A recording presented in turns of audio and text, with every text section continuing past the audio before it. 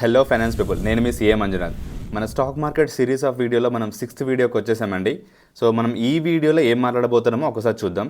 So ఈ వీడియోలో మనం మెయిన్గా risk and return point of వ్యూలో ఎక్కువగా ఫోకస్ చేయబోతున్నాం. సో మెయిన్గా ఏంటంటే అసలు రిస్క్ అంటే ఏంటి, రిటర్న్ అంటే ఏంటి, అలాగే రిస్క్ ఎందుకు మేనేజ్ చేయాలి, దానికి ఇంపార్టెన్స్ ఏంటి అది చూద్దాం. అలాగే రిస్క్ మేనేజ్మెంట్ టెక్నిక్స్ ఏమేమి ఉన్నాయి, సో వాటి గురించి కూడా ఒకసారి మాట్లాడుకుందాం.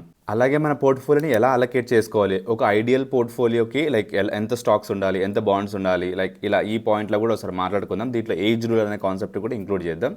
సో ఈ వీడియో కూడా చాలా ఇన్ఫర్మేషన్ ఉంటుంది, ఎక్కడ స్కిప్ చేయకుండా లాస్ట్ వరకు చూడండి. సో వీడియో కాంటెంట్ నచ్చినట్టయితే లైక్, షేర్, సబ్స్క్రైబ్ చేయడం అస్సలు మర్చిపోకండి. సో మీ టైం వేస్ట్ చేయకుండా వీడియోలోకి వెళ్ళిపోదాం. సో ఫస్ట్ మనం రిస్క్ అంటే ఏంటి, రిటర్న్ అంటే ఏంటో ఒకసారి చూద్దాం. రిస్క్ అంటే ఏంటి, మన మనీ లూజ్ అయ్యే పాసిబిలిటీని మనం రిస్క్ అంటాం. అంటే మన దగ్గర ఉన్న డబ్బులు మనం కోల్పోవడాన్ని రిస్క్ అంటాం. రిటర్న్ అంటే ఏంటి, మన దగ్గరికి కొత్త డబ్బు రావడం, లేకపోతే మనం గెయిన్ అయ్యే పాసిబిలిటీని మనం రిటర్న్ అంటాం. ఈ రిస్క్ అయినా రిటర్న్ అయినా దేంతో కంపేర్ చేస్తాం, మనం ఇనీషియల్గా పెట్టిన ఇన్వెస్ట్మెంట్తో కంపేర్ చేస్తాం. దీనికి ఎగ్జాంపుల్ ద్వారా అర్థం చేసుకుంటే, సపోజ్ మనం 100 రూపీస్ ఇన్వెస్ట్మెంట్ చేసామనుకోండి. ఓకే, ఒక 1 వీక్ తర్వాత 98 రూపీస్ అయిందనుకోండి. అంటే ఆ 2 రూపీస్ గ్యాప్ ఏదైతే ఉందో, అంటే పడిపోయిన అమౌంట్ ఏదైతే ఉందో దాన్ని మనం రిస్క్ అంటాం. అంటే పాసిబిలిటీ ఆఫ్ లూజింగ్, అంటే మనం ఎంత మనీ కోల్పోవడానికి ఛాన్స్ ఉందో దాన్ని మనం రిస్క్ అంటాం. లేదు మనం 100 రూపీస్ ఇన్వెస్ట్మెంట్ చేసాం, బట్ 1 వీక్ తర్వాత 102 అయ్యే పాసిబిలిటీ ఉందనుకోండి.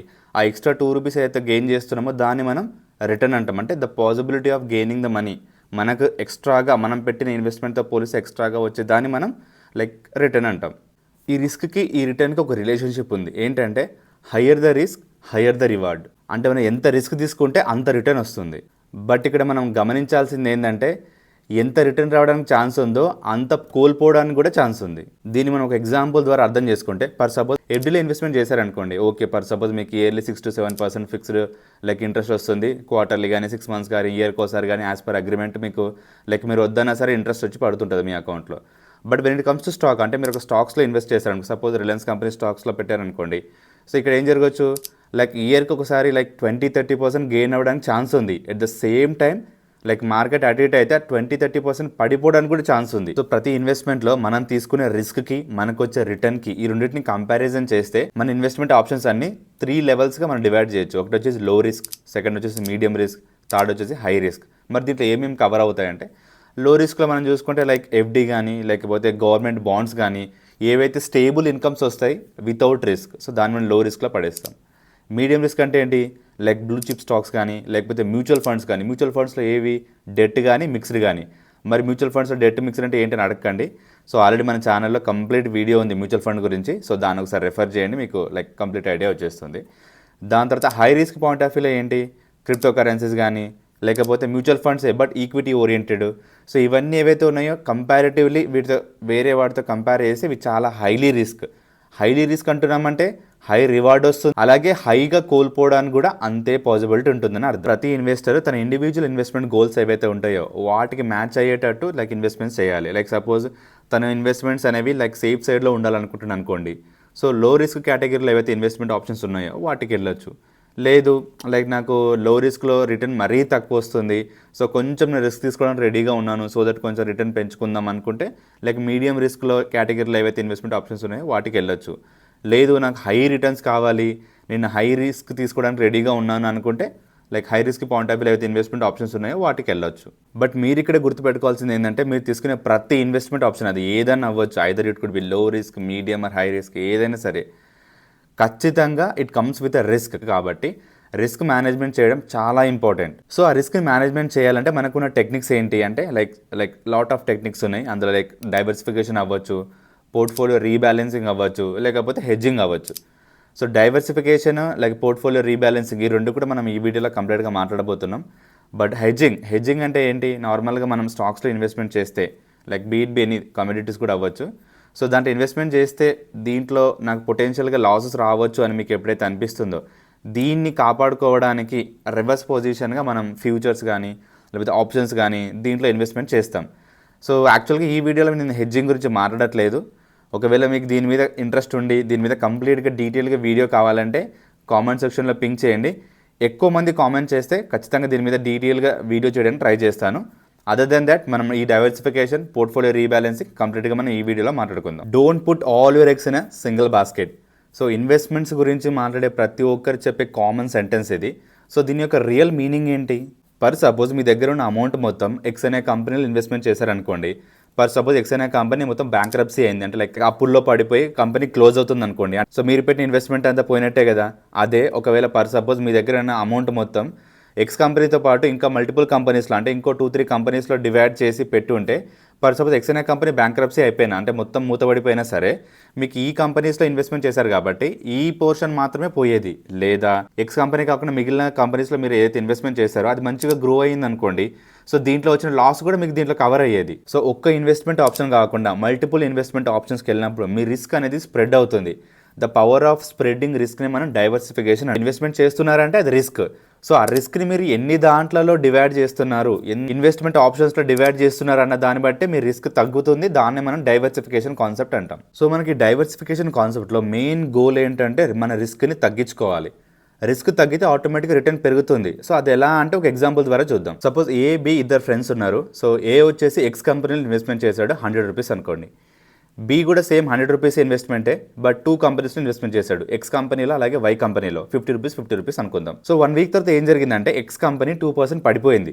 అంటే ఏ దగ్గర ఉన్న లైక్ ఇనిషియల్ ఇన్వెస్ట్మెంట్ ఎంత 100 రూపీస్. సో 1 వీక్ తర్వాత లైక్ 100 రూపీస్ 2% పడిపోయిందంటే లైక్ ఎంత పడిపోయింది మనకు 2 రూపీస్ పడిపోయింది. అంటే నెట్గా 1 వీక్ తర్వాత ఏ దగ్గర ఎంత ఇన్వెస్ట్మెంట్ ఉంటుంది 98 రూపీస్.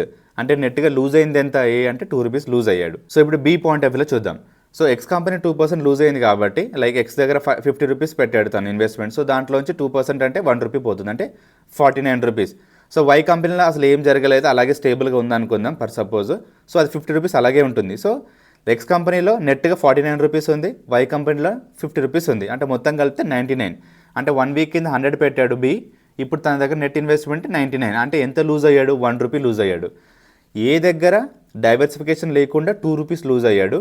బి దగ్గర డైవర్సిఫికేషన్ చేసి ఓన్లీ 1 రూపీ లూజ్ అయ్యాడు. ఆ ఎక్స్ట్రా 1 రూపీ తను ఏదైతే మిగిల్చుకున్నాడో దాన్ని మనం లైక్ రిటర్న్ అనొచ్చు కదా. ఎస్. సో డైవర్సిఫికేషన్లో మన మెయిన్ ఫోకస్ ఏంటి, రిస్క్ని తగ్గించుకోవాలి. రిస్క్ని తగ్గించుకుంటే ఆటోమేటిక్గా మన రిటర్న్ పెరుగుతుంది. సో అది ఎలాగో మన ఎగ్జాంపుల్ ద్వారా కూడా చూసేసాం ఆల్రెడీ. మీకు ఈ డైవర్సిఫికేషన్ ఇంపార్టెన్స్ అర్థమైంది కాబట్టి ఈ డైవర్సిఫికేషన్లో ఉన్న కొన్ని ఎగ్జాంపుల్ టైప్స్ ఏంటో చూద్దాం. లైక్ మీరు ఎట్లా డైవర్సిఫై చేయొచ్చు అన్న పాయింట్లో ఒకసారి చూద్దాం. లైక్ సపోజ్ మీరు ఒక పోర్ట్ఫోలియోని బిల్డ్ చేయొచ్చు. ఎలా అంటే అసెట్ క్లాసెస్ ద్వారా. ఎట్లా అంటే మీ దగ్గర ఉన్న లైక్ ఆ మనీ ఇన్వెస్ట్మెంట్ అయితే ఉందో దాన్ని స్టాక్స్లో, బాండ్స్లో, గోల్డ్లో, రియల్ ఎస్టేట్లో దీన్ని మీరు డైవర్సిఫై చేయొచ్చు. దీన్ని మనం అక్రాస్ అసెట్ క్లాసెస్ అంటాం. అంటే డిఫరెంట్ అసెట్ క్లాసెస్ మధ్య మీరు పెడుతున్నారు. సో దట్ ఒక్క అసెట్ క్లాస్లో ఏదైనా తేడా జరిగినా మిగిలిన ఏవైతే ఉంటాయో అవి కాపాడుతాయి మిమ్మల్ని. సో మన పోర్ట్ఫోలియోని ఇలా డైవర్సిఫై చేసుకోవచ్చు. ఇది ఒక టైప్. ఇంకో టైప్లో ఎలా చేయొచ్చు, మనం అక్రాస్ సెక్టర్స్కి వెళ్ళొచ్చు. అంటే ఫర్ సపోజ్ నేను బ్యాంకింగ్ సెక్టర్స్లో కొంచెం ఇన్వెస్ట్మెంట్ చేస్తున్నాను, టెక్నాలజీ బేస్డ్ అంటే టెక్ ఏవైతే ఉంటాయో వాటి రిలేటెడ్ స్టాక్స్లో ఇన్వెస్ట్మెంట్ చేస్తున్నాను, అలాగే ఎఫ్ఎంసీజీ లైక్ హెచ్యుఎల్, నెక్స్ట్లో ఏవైతే ఉన్నాయో అలా, అలాగే pharmaceuticals like Sun Pharma, doctor Reddy's ఇలా ఏవైతే స్టాక్స్ ఉన్నాయో సో వాటి డైవర్సిఫై చేస్తున్నాను. సో దట్ ఒక సెక్టర్లో ఏదైనా తేడా జరిగినా మిగిలిన సెక్టర్స్ మంచిగా పర్ఫామ్ చేస్తే మనకి దీంట్లో ఏదైతే లాస్ వస్తున్నాయో పొటెన్షియల్గా వాటిని ఇవి కవర్ చేస్తాయి. అలాగే ఇంకో టైప్ ఆఫ్ డైవర్సిఫికేషన్ ఏం చేయొచ్చు అంటే అక్రాస్ మార్కెట్ క్యాప్స్. మనకు లైక్ మన పోర్ట్ఫోలియోలో కొంచెం పోర్ట్ఫోలియో ఏదైతే ఉందో అది లార్జ్ క్యాప్స్లో పెట్టచ్చు, లైక్ రిలయన్స్లో, హెచ్డిఎఫ్సిలో. కొంచెం అమౌంట్ వచ్చేసి మిడ్ క్యాప్లో పెట్టచ్చు, లైక్ ఎస్బీఐ, ఎంఫసిస్, లైక్ ఏదైతే మిడ్ స్టాక్ గ్రోత్ పొటెన్షియల్ ఏవైతే ఉంటాయో వాట్స్లో పెట్టచ్చు. లేకపోతే small cap like high risk ఏవి, సో అవి కూడా మనం దీంట్లో పోర్ట్ఫోలియోలో ఇంక్లూడ్ చేయడానికి లైక్ స్మాల్ క్యాప్ స్టాక్స్ ఏవైతే ఉంటాయో వాటిలో కొంచెం ఇన్వెస్ట్మెంట్ చేయొచ్చు. సో ఇలా మన దగ్గర ఉన్న ఇన్వెస్ట్మెంట్ని డిఫరెంట్ ఇన్వెస్ట్మెంట్ ఆప్షన్స్లో లేకపోతే డిఫరెంట్ టైప్ ఆఫ్ అసెట్ క్లాసెస్లో ఇన్వెస్ట్మెంట్ చేస్తే మనకున్న అయితే రిస్క్ ఉంటుందో అది స్ప్రెడ్ అవుతుంది. సో దట్ ఒక్క ఇన్వెస్ట్మెంట్ వల్ల మన పోర్ట్ఫోలియో మొత్తం ఖరాబ్ కాకుండా అలాగే మనకు ఫర్దర్గా వచ్చే లాసెస్ని కవర్ చేయడానికి మిగిలిన ఏవైతే ఇన్వెస్ట్మెంట్ ఆప్షన్స్ ఉంటాయో లేకపోతే ఇన్వెస్ట్మెంట్ చాయిస్ మనం అయితే తీసుకున్నామో అవి దీన్ని కవర్ చేస్తాయి. సో మనం పోర్ట్ఫోలియో డైవర్సిఫికేషన్ గురించి నేర్చుకున్నాం. ఇప్పుడు మనం పోర్ట్ఫోలియో అలొకేషన్ ఎలా చేయాలో చూద్దాం. ఫర్ సపోజ్ నా దగ్గర 100 రూపీస్ ఉంది, నేను 100 రూపీస్ని డైవర్సిఫై చేద్దాం అనుకుంటున్నాను. మరి నా పోర్ట్ఫోలియో ఎలా బిల్డ్ చేసుకోవాలంటే సపోజ్ మీ ఇన్వెస్ట్మెంట్ ఆప్షన్స్లో స్టాక్స్ ఉన్నాయనుకోండి. సో దీనికి బెస్ట్ స్ట్రాటజీ అలాగే లైక్ అందరూ చెప్పే థంబ్ రూల్ ఏంటంటే 100 మైనస్ మీ ఏజ్ ఎంతైతే ఆన్సర్ వస్తుందో అంత ప్రపోర్షన్ మీ టోటల్ పోర్ట్ఫోలియోలో స్టాక్స్ ఉండాలి. ఫర్ సపోజ్ మీ ఏజ్ 25 అనుకోండి. సో 100 మైనస్ 25 ఆ 75 అయితే ఉందో ఆ 75% మీరు స్టాక్స్ మెయింటైన్ చేయాలి. మిగిలింది ఏదైతే ఉంటుందో దాన్ని మీరు డిఫరెంట్ టైప్స్గా డైవర్సిఫై చేయొచ్చు. ఒక ఐడియల్ పోర్ట్ఫోలియో అలొకేషన్ అలాగే ఒక బెస్ట్ పోర్ట్ఫోలియో ఎలా ఉండాలో ఒకసారి చూద్దాం బేస్డ్ ఆన్ ఏజ్. సపోజ్ మీరు ఒక యంగ్ అనుకోండి, అంటే మీ ఏజ్ 20 to 30 ఇయర్స్ ఉందనుకోండి. సో మీరు ఎలా డైవర్సిఫై చేయాలంటే మీరు 70-20-10 అంటే 70% స్టాక్, 20% బాండ్స్, అలాగే 10% గోల్డ్కి వెళ్ళొచ్చు. లేదు మీరు ఒక మిడిల్ ఏజ్ అంటే లైక్ 40 to 50 మధ్యలో ఉన్నారు. సో మీకు ఎలాంటి బెస్ట్ స్ట్రాటజీ అంటే 50-30-20 అంటే 50 స్టాక్స్, 30 బాండ్స్, 20 గోల్డ్. లేదా మీరు సీనియర్ సిటిజన్ అంటే మోర్ దెన్ 60 ఉన్నారు, రిటైర్మెంట్ ఏజ్లో ఉన్నారనుకోండి, మీరు 30-50-20 అంటే 30 స్టాక్స్, 50 బాండ్స్, అలాగే 20 గోల్డ్. ఈ స్ట్రాటజీలో మీరు క్లోజ్గా అబ్జర్వ్ చేస్తే యాజ్ యూ గ్రో అంటే మీరు పెరిగే కొద్దీ, మీరు ఏజ్ పెరిగే కొద్దీ మీరు స్టాక్స్ మీద డిపెండెన్సీ తగ్గించుకుంటున్నారు. అంటే స్టాక్స్ అనేవి హై వోలటైల్ అలాగే హై రిస్క్ కాబట్టి వాటి మీద డిపెండెన్స్ తగ్గించుకొని మీరు స్టేబుల్ ఎర్నింగ్స్ ఇన్కమ్ వైపు వెళ్తున్నారు. మనం యంగ్ ఏజ్లో మిడిల్ ఏజ్లో ఉన్నప్పుడు లైక్ రిస్క్ తీసుకోవడానికి రెడీగా ఉంటాం. But when it comes to like మీరు ఇంకా మిడిల్ ఏజ్ నుంచి ఇంకా ముందుకు వెళ్తున్నారు అంటే మీరు రిస్క్ పాయింట్ ఆఫ్ వ్యూలో ఉన్న ఇన్వెస్ట్మెంట్స్ తగ్గించుకొని స్టేబుల్ అలాగే లాంగ్ టర్మ్ ఇన్వెస్ట్మెంట్స్ ఏవైతుంటే వాటి మీద ఎక్కువ ఫోకస్ పెట్టాలి, అలాగే వాటికి ఎక్కువ అలొకేషన్ ఉండాలి మన ఇన్వెస్ట్మెంట్స్లో. సో అందుకని మనం లైక్ స్టాక్స్ని మనం 70-50-30కి తీసుకొచ్చాం. బట్ బాండ్స్లో అంటే స్టేబుల్ ఇన్కమ్స్లో మనం 20 నుంచి 30కి తెచ్చాం, అలాగే 30 నుంచి 50కి తెచ్చాం. సో ఇలా మీరు తీసుకోగలిగిన రిస్క్, అలాగే మీకు కావాల్సిన రిటర్న్, అలాగే మీరు ఏ ఏజ్ గ్రూప్లో ఉన్నారో ఈ 3 క్రైటీరియాని లైక్ ఒకసారి అనలైజ్ చేసుకొని మీకు కావాల్సిన బెస్ట్ పోర్ట్ఫోలియోని బిల్డ్ చేసుకోండి. సో దట్ మీకు మంచి రిటర్న్స్ వస్తాయి. మనం పోర్ట్ఫోలియో డైవర్సిఫికేషన్ ఇంపార్టెన్స్ ఏంటో అర్థమైంది, అలాగే పోర్ట్ఫోలియో అలొకేషన్ ఎలా చేయాలో కూడా చూసుకున్నాం. So okay done. మీ రిస్క్, మీ రిటర్న్, అలాగే మీ ఏజ్ ఇవన్నీ కన్సిడరేషన్లోకి తీసుకొని మీరు ఒక పోర్ట్ఫోలియోని బిల్డ్ చేసి పెట్టుకున్నారు అనుకోండి. ఇంకా మీరు అలా వదిలేసి చూస్తూ కూర్చుంటారా మీ పోర్ట్ఫోలియోని అంటే నో, అలా కాదు. ఫర్ ఎవ్రీ 6 months కానీ 12 months కానీ మీరు మీ పోర్ట్ఫోలియో రీబ్యాలెన్సింగ్ చేయాలి. అంటే మీరు 6 months లేదా 12 months తర్వాత మీ పోర్ట్ఫోలియో పొజిషన్ ఏంటి, దేంట్లో ఎంత ఇన్వెస్ట్మెంట్స్ ఉన్నాయి, ఎంత గెయిన్ అయినాయి, ఎంత లాస్ అయ్యాయి, అవన్నీ ఒకసారి లైక్ మీరు రీవిజిట్ చేసుకొని మీ పోర్ట్ఫోలియోని మళ్ళీ రీబ్యాలెన్స్ చేసుకోవాలి based on your risk return age. So ఈ స్ట్రాటజీ ఎలా వర్క్ అవుతుంది అన్నది మనం ఒక క్లియర్ ఎగ్జాంపుల్ ద్వారా అర్థం చేసుకుందాం. ఫర్ సపోజ్ నేను ఒక ఎగ్జాంపుల్కి ఒక యంగ్స్టర్ని తీసుకుంటున్నాను, like who is in the age of 25 to 30. అలాగే తన దగ్గర ఒక 1 lakh ఇన్వెస్ట్మెంట్ ఉందనుకుందాం. సో తన age risk return point of వ్యూలో తను 70-20-10 రూల్ తీసుకున్నాడు. లైక్ 70% స్టాక్స్, 20% బాండ్స్, 10% గోల్డ్లో పెడుతున్నాడు. సో ఈ రూల్ ప్రకారం తన 1 lakh ఇన్వెస్ట్మెంట్స్ ఎలా వెళ్తుంది, 70,000 స్టాక్స్లోకి వెళ్తుంది, 20,000 బాండ్స్లోకి వెళ్తుంది, 10,000 గోల్డ్లోకి వెళ్తుంది. Okay super. ఇలా పోర్ట్ఫోలియో డివైడ్ చేసుకున్నాడు. 6 months తర్వాత పొజిషన్ ఏంటో చూద్దాం. సో 6 months తర్వాత తన దగ్గర ఉన్న స్టాక్స్ ఏవైతే ఉన్నాయో అంటే 70,000 వర్త్ ఇంతకుముందు ఏదైతే పెట్టాడో అది 20,000 అప్రిషియేట్ అయ్యి 90,000కి వచ్చింది. అంటే స్టాక్స్ ప్రెజెంట్ అంటే 6 months తర్వాత దాని వాల్యూ వచ్చేసి 90,000. బాండ్స్లో గోల్డ్లో ఏ చేంజ్ లేదు, బాండ్స్ వచ్చేసి సేమ్ 20,000, గోల్డ్ వచ్చేసి 10,000 అనుకుందాం. సో 6 months ముందు తన 1 lakh పొజిషను, 6 months తర్వాత మొత్తం లైక్ స్టాకు, బాండ్, గోల్డ్ కలిపితే 1,20,000కి వచ్చింది తన క్లోజింగ్ పోర్ట్ఫోలియో. తను ఎలాగో 70-20-10 ఈ రూల్ ఫాలో అవుతున్నాడు కాబట్టి 6 months తర్వాత సేమ్ 1,20,000ని మళ్ళీ సేమ్ అదే ప్రపోర్షన్లో మళ్ళీ డివైడ్ చేసుకోవాలి.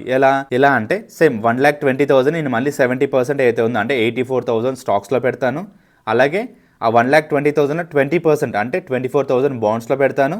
అలాగే ఆ 1,20,000లో 10% అంటే 12,000 గోల్డ్లో పెడతాను. సో ఇది థియరిటికల్గా. ప్రాక్టికల్గా ఎలా వర్కౌట్ అవుతుందంటే స్టాక్స్ అయితే 90,000 క్లోజింగ్ బ్యాలెన్స్ ఉందో ఆ 90,000లోంచి నేను 6,000 సేల్ చేస్తాను. ఓకే 84,000 అలాగే మిగులుతుంది.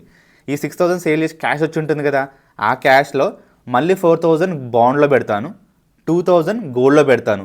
దేర్ బై నా 70-20-10 రూల్, నా బేసిక్ అయితే ఇనీషియల్ నేను డిసైడ్ అయ్యానో అదే రూల్కి నేను స్టిక్ ఆన్ అవుతున్నాను 6 months తర్వాత కూడా. దీన్నే నేను పోర్ట్ఫోలియో రీబ్యాలెన్సింగ్ అంటాను. అంటే నేను ఇనీషియల్గా నేను ఏదైతే డిజైర్డ్ రిటర్న్, డిజైర్డ్ ప్రపోర్షన్ అనుకున్నానో అదే ప్రపోర్షన్కి నేను స్టిక్ అయి ఉన్నాను. అంతేనండి, మనం వీడియో ఎండింగ్లోకి వచ్చేసాం. సో ఈరోజు మనం పోర్ట్ఫోలియో డైవర్సిఫికేషను, పోర్ట్ఫోలియో అలొకేషను, అలాగే పోర్ట్ఫోలియో రీబ్యాలెన్సింగ్, సో ఇవన్నీ స్ట్రాటజీస్ అలాగే ఇవన్నీ టెక్నిక్స్ వాడి మన పోర్ట్ఫోలియో మంచిగా బిల్డప్ చేసుకుంటున్నాం, మంచిగా డైవర్సిఫై చేస్తున్నాం, అలాగే like period to period rebalance కూడా చేసుకుంటాం. దేర్ బై మనకు మంచి రిటర్న్స్ రావడానికి స్కోప్ ఉంటుంది. సో ఈ కాన్సెప్ట్స్ అన్ని మీకు క్లియర్గా అర్థమయ్యాయని అనుకుంటున్నాను. ఇఫ్ ఇట్ ఆల్ మీకు ఇంకా ఏమైనా డౌట్స్ ఉన్నా comment section is open for you. మా వీడియో కంటెంట్ మీకు నచ్చినట్టయితే లైక్, షేర్, సబ్స్క్రైబ్ చేయడం అసలు మర్చిపోకండి. మీ ఫ్రెండ్స్తో షేర్ చేయడం అసలు మర్చిపోకండి. సో అంతేనండి, నెక్స్ట్ వీడియోలో కలుద్దాం. అంతవరకు take care, bye bye, signing off మీ సిఏ మంజునాథ్.